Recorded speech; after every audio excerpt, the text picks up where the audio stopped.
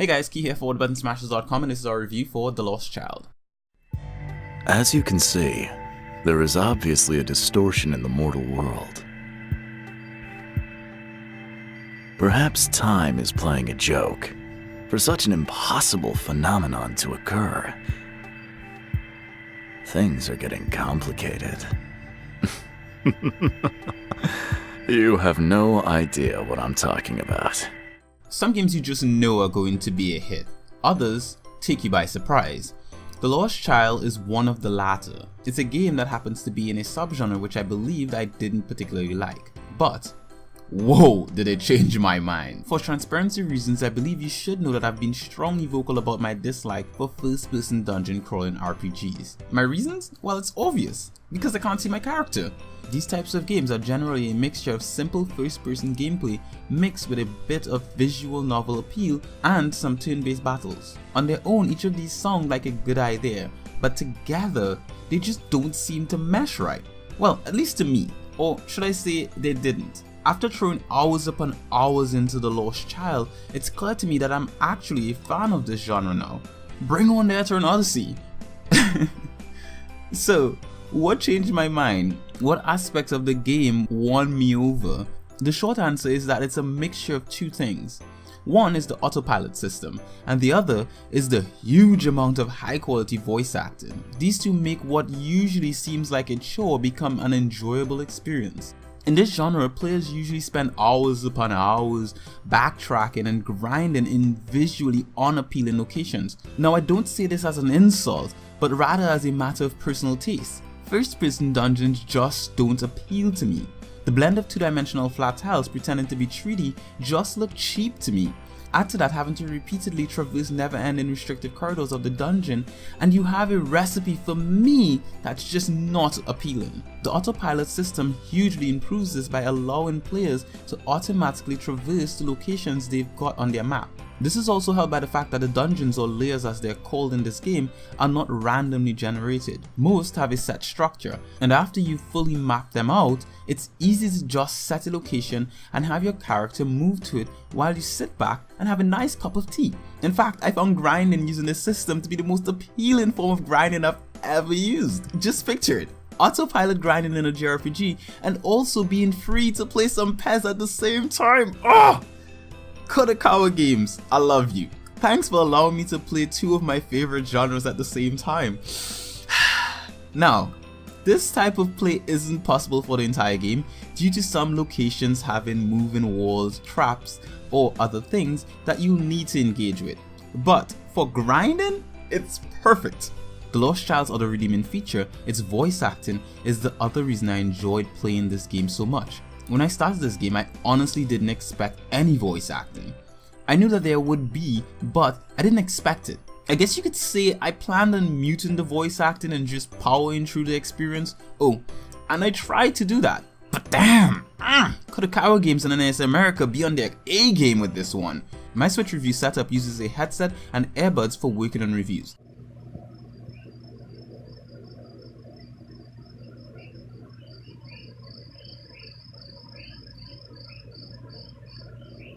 As such, if I don't plan on listening to the audio of a particular game, all I have to do is just not put the headset or earbuds on. So this being a game that was very low on my radar, I proceeded to do just that. But for whatever reason, this game's audio volume is set to extremely high. So what this meant was that I could hear the audio even if I didn't plan on it. And the more I played, the more I was taken aback by the quality of voice work in this title. In the early sections, pretty much every conversation is voiced, and every voice actor was on the top of their game. It was like watching an engrossing, high-quality animated movie. At first, I spent an hour or so partially listening to it via leak sounds coming from the headset on my desk, but before I knew it, I had the headset on my head, and I was enjoying the voice acting. What the voice actors and developers have done with this voice work is exceptional. Both the English and Japanese voices sound great, and I encourage you to try both if you get this game. おっさん物知りなんだから教えてくれてもいいでしょ聞こえねえ No!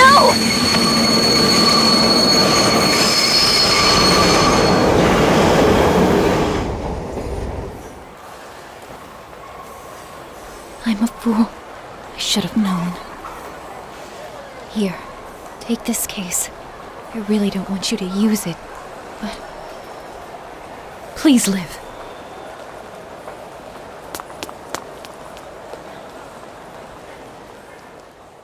Now, it should be noted that this game is not without its flaws, but before we get to them, let's cover what this game is about, shall we?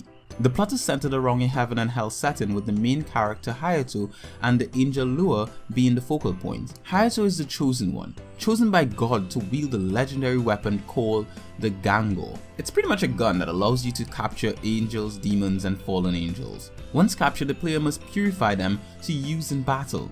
The captured versions are called astrals. Each can be leveled up using energy gained from battles. These can be either angel, demon, or fallen angel energy. Using the right kind will level up your astrals quickly, while using the wrong type will take twice as much energy. It's a pretty simple system that didn't take long to get the hang of. In a way, it's sort of like Pokemon, just with a different leveling system. Once an astral reaches max level, you're able to evolve it by visiting a particular location. In game, this is called evolving. Yeah, I know it's a terrible pun, but not a problem. What matters is that the whole system of evolving them is actually pretty cool. Similar to the likes of the aforementioned Pokemon games, they get better when they evolve. Oh, and it's actually quite addicting, as you'll find yourself wanting to know what an astral could look like in its final form. Each astral can be evolved twice, with their stats being reset but their max level being raised each time they evolve. They can also be completely reset when they reach a certain level.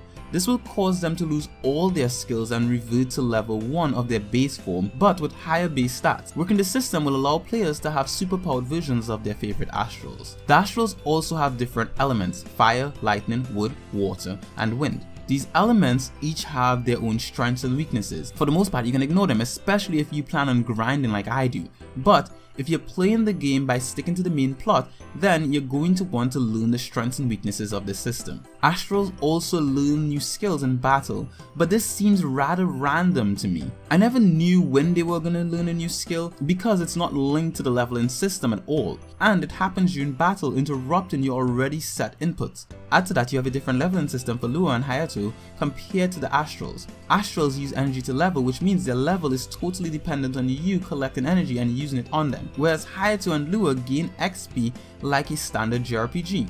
In battle, Hayato has normal attack, the Gango, and the ability to switch the main and sub-astrals in the party. As for Lua, she has standard attack and a magic attack. Because the leveling system is a mixture of two systems, I highly recommend using the spa before entering layers. I found this tactic to be the most appealing because it adds extra XP. Also, can we get a little bit of appreciation for the fan service in here?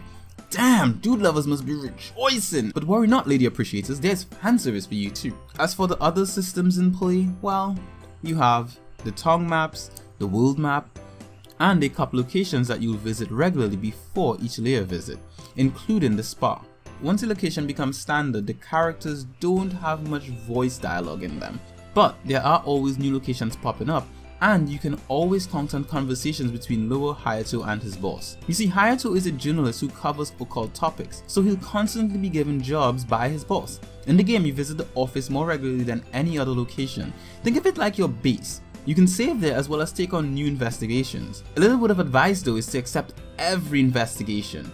You'll complete most of them without noticing it, and the rewards are worth it. So all in all, a great game, right? Well, yes, it is.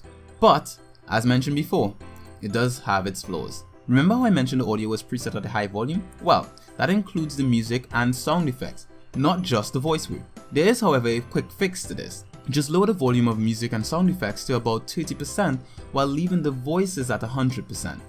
This will prevent you from struggling to hear what characters are saying when the music drowns out their voices during certain sections. The game also suffers from a lack of a glossary, an issue that is becoming far too common in modern JRPGs. We need these to allow players to look up information they may have glossed over, or just to be informed about certain elements of the game that they aren't quite certain about. The lack of a glossary and no digital manual is a shame.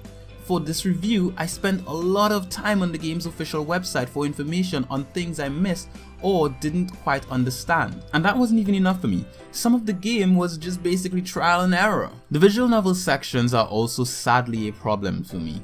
Though the art in these sections are amazing, they still fall short.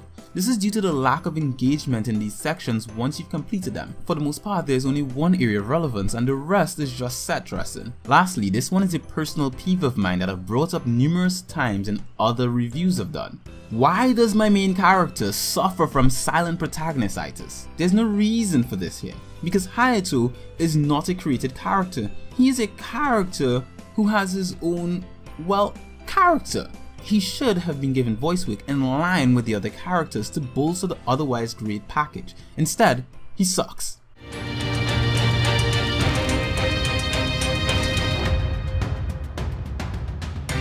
Do you remember the tragic battle during the war between heaven and demons? I still remember why Sis did what she did.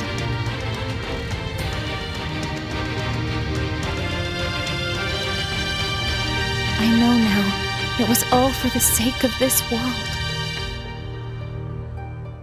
So, with all of that to say so far about this game, here's my final verdict. It's a visually pleasing game with great voice acting, along with an interesting plot. The characters excluding Hayato were all great, even the villains, especially the villains. Due to this, the game was able to keep me interested throughout. The gameplay, controls, almost everything is top notch. And as such, this is what I would consider to be one of the best titles I've had the pleasure of playing on the Switch, and I can wholeheartedly recommend it to any fans of JRPGs. Thank you very much for watching our review of The Lost Child. If you enjoyed this review, make sure to hit a like and leave a comment in the comment section below to let us know what you think about the game. And also, if you'd like to see more content like this from us, make sure to subscribe and hit that little bell icon so that you can always know when we put up new content.